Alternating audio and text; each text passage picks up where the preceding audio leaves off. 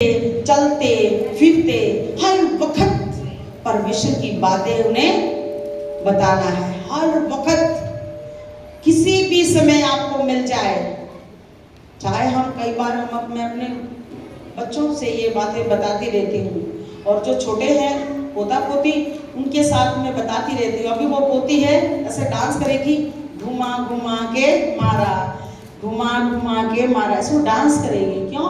क्योंकि वो उन्हें मैं सिखाती हूँ। जब भी मैं खाली बैठती हूँ, बच्चे मेरे साथ खेलते हैं, तो मैं उन्हें प्रभु के वचन के ही साथ उन्हें खिलाती हूँ, वचन से ही मैं उनसे बात करती हूँ, और वो बच्चे समझ जाते हैं किसको मारा।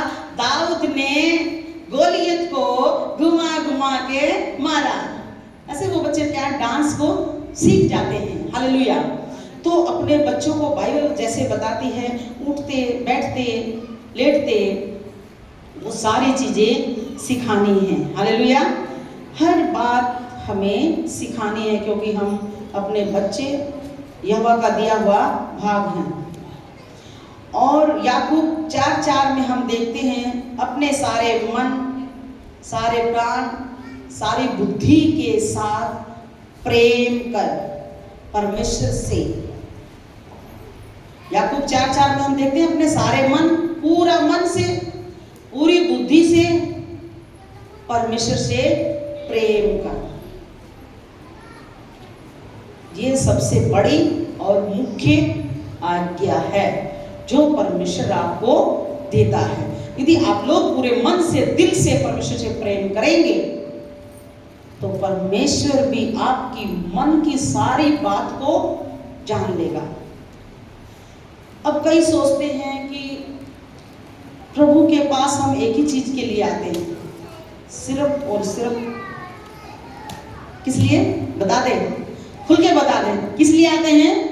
अपनी मांग को रखने के लिए आते हैं। और कईयों की मांग पूरी नहीं होती है, वो तांत्रिक के पास चले जाते हैं, लेकिन इस बात को नहीं देखते, जो ब्लेसिंग, आशीष परमेश्वर तुझे देगा, वो तेरी 10 पीढ़ियों तक बनी रहेंगी। वो तेरी पीढ़ी दर पीढ़ी वो आशीष बनी रहेंगी, जो तुझे और कोई नहीं दे सकता। जो परमेश्वर आपको दे सकता है, वो और कोई भी आपको नहीं दे सकता। लंबी जिंदगी परमेश्वर दे सकता है, परिवार की शांति परमेश्वर दे सकता है, आपको चंगाई परमेश्वर दे सकता है, आपकी जरूरत परमेश्वर पूरी कर सकता है। लेकिन पूरे मन, पूरी शक्ति, पूरी बुद्धि के साथ प्रेम करेगा तब मिलेगा, ऐसे नहीं मिलेगा। एक पिता अपने बच्चों को प्रॉपर्टी वैसे ही नहीं देगा। वो आके कहेगा कि तू अपनी प्रॉपर्टी मेरे नाम कर दे, करनी है कि नहीं करनी है? आप क्या कहोगे? जा जा, नहीं करनी है। अगर वो आपकी सेवा करेगा, आपसे प्यार करेगा, आप बिना ही कहे उसे सब कुछ दोगे? बिना कहे, बिना मांगे दोगे? नहीं दोगे। तभी भजन संहिता 137 का 4 हमें बताता है कि मैं तेरे मनोरथों को पूरा करने वाला परमेश्वर हूँ। मैं तेरी मन की बात को जानता हूँ, और ये भी जानता हूँ कि तुम्हें क्या चाहिए, और मैं तेरे लिए करूँगा। करेगा नहीं करेगा? परमेश्वर करेगा, क्योंकि आपने परमेश्वर से पूरी बुद्धि, पूरे दिल से, पूरी शक्ति के साथ प्रेम किया है। ये सबसे बड़ी मुख्य आज्ञा है। जब ऐसा प्रेम हम परमेश्वर से करेंगे, तो परमेश्वर भी हमसे प्रेम करेगा। तो वहां पर हम देखते हैं योशू की किताब 24:15। योशू ने इजराइलियों को कहा, तुम किसकी सेवा करोगे? तुम लोग किसकी सेवा करोगे? इजराइलियों को कहा, लेकिन उसने कहा, मैं तो, आप सभी बोले, मैं तो अपने घराने के समेत यहोवा की सेवा करूंगा। हालेलुया।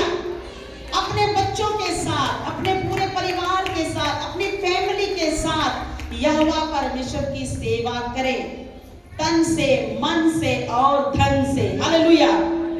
पूरा समर्पित जीवन करके आप परमेश्वर से जब प्यार करेंगे, और परमेश्वर वायदा करता है, मैं तुम्हें अकाल में भी तृप्त भोजन दूंगा पेट भर, मैं तेरी जरूरत को पूरा करने वाला परमेश्वर हूं, मैं तेरे हाथों के कामों को आशीष देने वाला परमेश्वर हूं, और मैं तेरा यहोवा परमेश्वर हूं जो मिस्र देश से तुम्हें निकाल के लाया।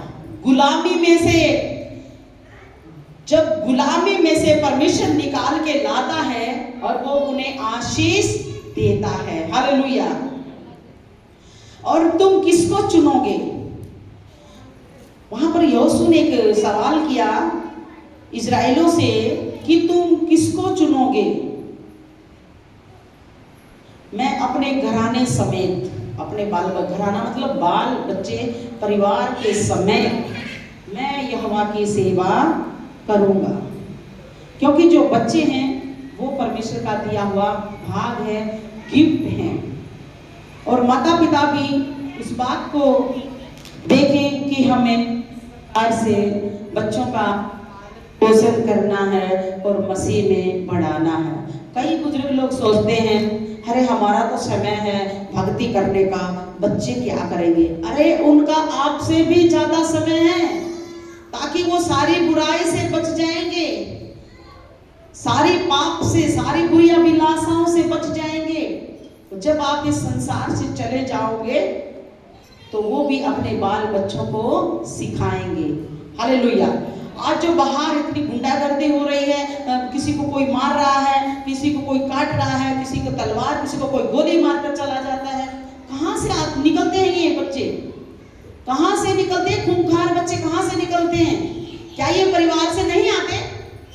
ये परिवार से ही आते हैं, जो कहीं पर आग लगा देते हैं, कहीं को किसी को मार देते हैं। इतना बुरा संसार में हो रहा है, ये कहां से निकलते हैं? बिना ज्ञान के बिना मेरी प्रजा नाश हुई जा रही है। हालेलुया। आज मसीहों को बताया जा रहा है कि वो धर्म परिवर्तन करते हैं, वो धर्म परिवर्तन करते हैं, वो ये करते हैं। वो कुछ नहीं करते, वो परिवारों को शिक्षा देते हैं ताकि उनका परिवार पाप से बच जाए और अपने सारी बुराइयों को छोड़ के अपने जीवन को अच्छे से जिए। वो मन का परिवर्तन करते हैं। हालेलुया। मन में से सारी बातें निकाल करके परमेश्वर की वो अनुग्रह की बातें उन्हें देते हैं, दया की, प्रेम की वो बातें उन्हें सिखाते हैं। एक पति को भी सिखाते हैं कि अपनी पत्नी का आदर करे, प्रेम करे, और वो बच्चों को भी, एक सास को भी, कि वो बहुओं के साथ किस प्रकार से पेश आए। हालेलुया। एक सास के बारे में भी वहां पर हम पढ़ते हैं रूत की किताब में, और बहू ने अपनी सास के साथ वाचा बांधी, जो तेरे लोग होंगे वो मेरे लोग होंगे, जो तेरा परमेश्वर होगा वो मेरा परमेश्वर होगा, और यहाँ तक कि जो जहां तुझे मिट्टी दी जाएगी वहां मुझे मिट्टी दी जाएगी। हालेलुया। अपनी सास के साथ इतना गहरा प्रेम और रिश्ता वहां पर एक दिखाया गया है, और सास ने भी तो उसे अपना प्रेम दिखाया होगा, तभी तो वो उस वाचा में आ पाई होगी। यस या नो? यहाँ ये नहीं है कि बहू को प्रेम दिखाना पड़ेगा और सास अपने एंड में रहेगी, मैं तो सास हूँ। नहीं, सास को भी दिखाना पड़ेगा। जब वो बीमार हो जाए उससे पूछना पड़ेगा, बेटा तुझे कोई प्रॉब्लम, कोई दिक्कत? कोई बात नहीं, पति काम पे चला गया, मैं चलूंगी तेरे साथ, मैं तुझे दवाई दिला के लाऊंगी, मैं चलूंगी तेरे साथ। सास को भी चाहिए नहीं चाहिए? और जिस दिन वो सास बीमार हो जाएगी वो बहू भी नहीं पूछेगी, और सास कहेगी मेरी बहू मुझे नहीं पूछती। वो उसके पास एक सवाल होगा, उसने मुझे पूछा था क्या मुझे जब मैं बीमार थी? इसीलिए दोनों से परमेश्वर बात करता है। इसीलिए यहाँ पर आज हमने रखा है फैमिली मीटिंग, कि आप परिवार को प्रभु में किस प्रकार से लेकर के चले, अपने परिवार को प्रभु में किस प्रकार से लेके चलना है, और इसी प्रकार अपने बाल बच्चों को समझाकर सिखाया करना।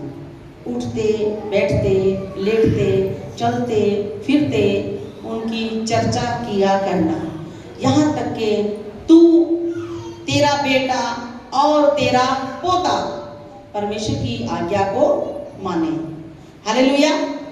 तो परमेश्वर की आज्ञा को मानना जरूरी है। आइए हम सब खड़े हो जाएं और प्रभु को धन्यवाद दें। और